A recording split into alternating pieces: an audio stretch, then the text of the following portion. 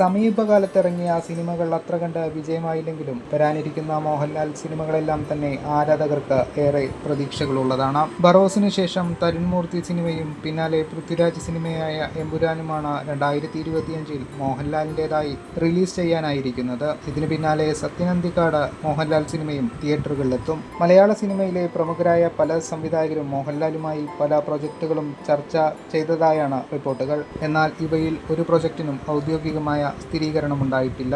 ഇക്കൂട്ടത്തിൽ രണം, കുമാരി എന്നീ സിനിമകളുടെ സംവിധായകനായ നിർമ്മൽ സഹദേവ് സിനിമയും ഉണ്ടെന്നാണ് ഇപ്പോൾ ലഭിക്കുന്ന വിവരം. ഒരു ഹൊറർ സിനിമയുടെ കഥയാണ് നിർമ്മൽ മോഹൻലാലുമായി പങ്കുവച്ചത്.